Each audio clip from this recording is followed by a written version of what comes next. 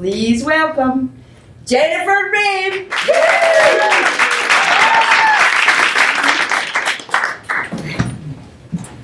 So it seems to me that I always knew my father would die sooner rather than later. He liked to live dangerously. He would tell me stories of when he was a teenager, how he would earn money, which was racing cars and milking rattlesnakes for their venom to sell to medical facilities, but they paid really well. As he got older, and that wasn't really an appropriate way to fund his lifestyle, and as he got married and had a child, his living dangerously shifted into something more socially acceptable, which is he liked to drink. And he liked to drink a lot. So he was also 6'4". He was terrifying, and he taught other people how to be terrifying for a living, which was really good money for him.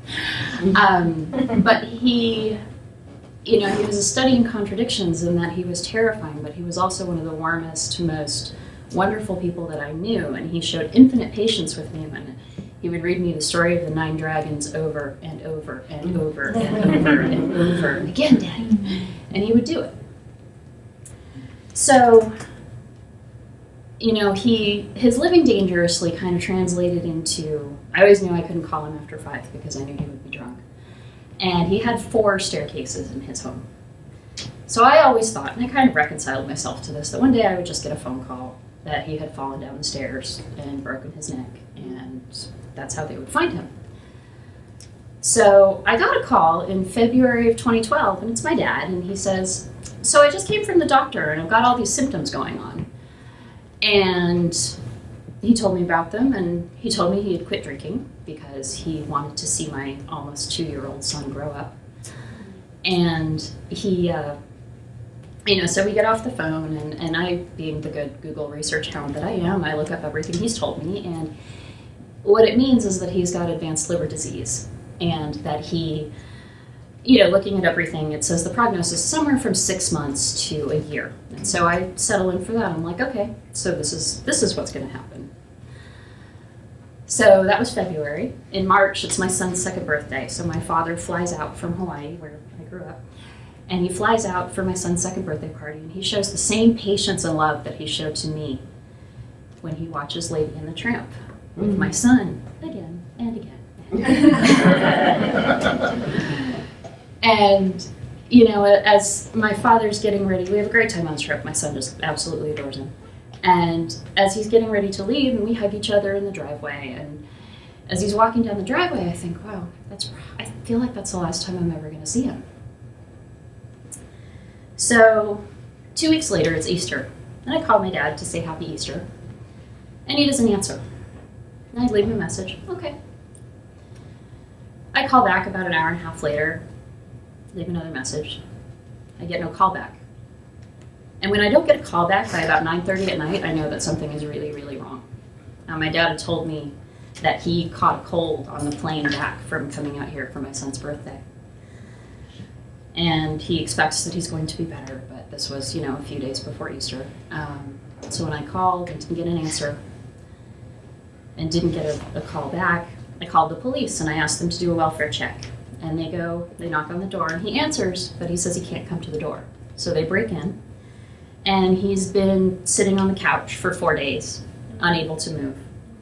And one of the symptoms of advanced liver disease is that you develop some kind of a hallucinations or psychosis. So he didn't really even know where he was. So the police take him to the hospital, and I fly out.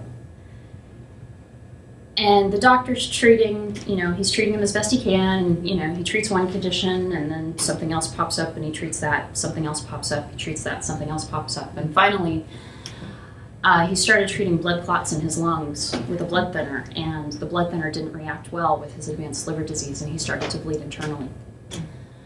And so the doctor calls me, and he says, this is what's going on.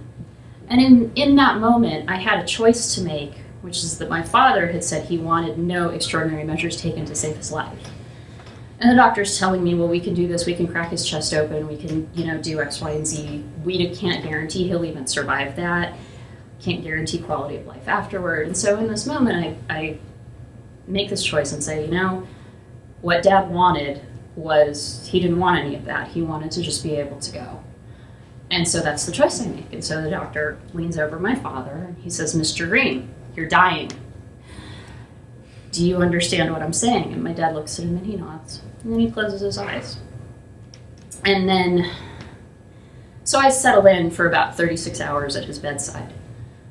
And about 2 o'clock in the morning, after we've learned this, a nurse comes in, and I'm feeling a lot of, obviously, I'm feeling a lot. But I wind up having a conversation with her, and she tells me about how she lost her father. And, I ask, so do you think this was the right decision? Did I do the right thing? And she said, I've been doing this a long time, and frankly, all of this stuff at this point is just for people who can't let go. And if it was up to me, I'd take it all off and just let them go. And I felt better. It was like, okay, maybe this is the kindest thing to do at this point. So fast forward a little to about 7:30 the next evening. And it's obvious that my dad's having more and more trouble. And he's breathing, just breathing really heavily and having a lot of difficulty. And so I take his hand and I say, Dad, I love you. You are a great dad, and it's okay to go. And he looks at me, he turns his head and he looks at me, opened his eyes for the first time in 36 hours. And then he turned back and he closed his eyes, and he let out a breath, and he died. And one of the first things they teach you in physics class is that energy can neither be created nor destroyed, just changed from one form to another. And I had never learned this more profoundly than I did in that moment.